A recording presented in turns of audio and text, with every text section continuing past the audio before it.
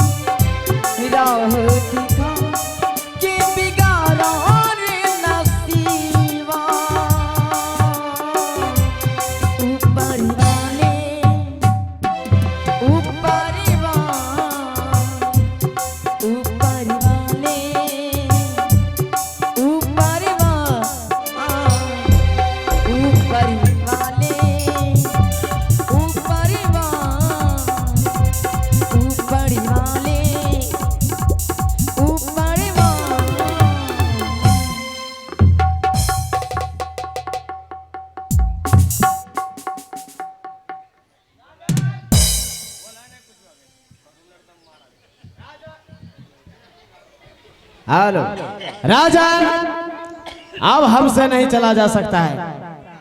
क्या? अब हम नहीं चल सकते हैं।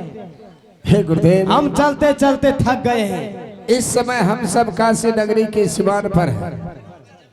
यहाँ से जब आगे बढ़ेंगे काशी नहीं नगरी प्रवेश करेंगे। हे गुरुदेव, यहाँ से कुछ दूर और आगे चलिए, आपको भिक्षा मांग करके भोजन करा देंगे गुरुदेव। राजन, हमें भूख लग गया है, पहले भोजन करेंगे तब यहाँ से जाएंगे। हाँ हाँ ठीक है कहा, पहले भोजन करेंगे उसके बाद आगे चलेंगे। बतबो पर काबू, चलता चलता थकी गेलिए, भूख लागे छै, बच्चू हाकू दै छै। आई हाँ बता बाबा, जब आपका दाढ़ी का मुंडन नहीं हुआ है। ये दाढ़ी किसने लगाया? दाढ़ी हम रहे सुखर गया। आ जाओ बतासा खा लेना। बाबा, आप तो साधु संत महात्मा है, आपके तो कमंडल में दही चूरा होगा। आप तो आपने कहा कि मेरा शुद्ध भोजन दही चूरा है, उसी में से थोड़ा सा निकाल करके आप भी खा लीजिए, अब भगवान को जो चढ़ाएंगे वो हम खा लेंगे। या भी खा लेंगे। बतबो बर काबू, हमरा खा ले उतना पुरथ है नहीं, मिलता है नहीं।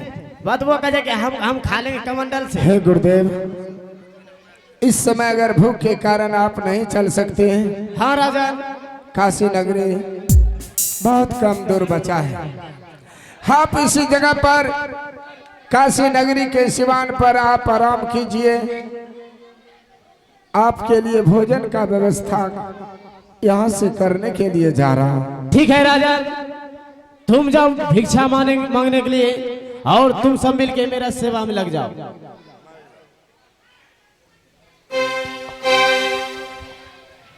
महारानी, जी स्वामी। इस समय अपने पुत्र रोहित को भी बहुत जोर से भूख लगा है। आज 2 दिन बीत चुका, मेरे पुत्र रोहित ने कुछ नहीं भोजन किया और इधर गुरुदेव को भी भूख के कारण चला नहीं जा रहा है। महारानी, जी स्वामी। काशी नगरी में एक गांव दिखाई दे रहा है, जाओ उस गांव से कुछ मांग करके लाओ। गुरुदेव और पुत्र रोहित को कुछ भोजन करा देंगे। क्यों नहीं स्वामी, अगर आप कहते हैं तो मैं अवश्य जाऊंगी। हे गांव समाज की माँ बहन सब, बाबू भैया सब, आज मेरा पुत्र भूख के कारण रो रहा है। आज मुझे 10-5 रुपया अवश्य प्रदान कीजिए। जरूर देंगे हे माँ। हाँ, हम सब परिवार को देख रहे हैं, ये लोग सत्य के मार्ग पे चल के, धर्म के राह पर चल के, सुख को छोड़ करके आज देखिए सत्य के मार्ग पे चलने से कितना कठिनाई पड़ रहा है। सब कुछ रहते हुए भूखे प्यासे हैं, आज खाने के लिए भोजन नहीं है, रहने के लिए घर नहीं है। कौन ऐसा मानव है रोटी कपड़ा मकान बगैर जीवित रह सकता है? परंतु मेरे पिता श्री वचनबद्ध आज गुरु को सब कुछ दान कर दिया है। संसार के लोग देख रहे हैं, इस संसार में जिसका जिसका हृदय हरि चंद्र की तरह उदार होंगे वो दान के हाथ अवश्य बढ़ाएंगे। तुम्हारे पुत्र को देखकर क्यों नहीं मेरे लाल। माँ, इस समाज के लोग भगवान हैं, जाओ भिक्षा मांगने के लिए जरूर जाएंगे जिसके पास जो होगा, और मुझे अवश्य भोजन कराना, बाबा को भी भोजन कराएंगे। क्यों नहीं, ताकि इसका क्रोध ठंडा हो जाए। हाँ मेरे लाल। मैं सेवा करूंगा बाबा को तो मुझे जरूर पुण्य मिलेगा। अच्छा महारानी, जब से मैं तुम्हें शादी करके अयोध्यापुरी लाए थे, बहुत सुख दिया। कभी मैं किसी के आगे हाथ फैलाने के लिए नहीं जाने दिया, लेकिन आज पहले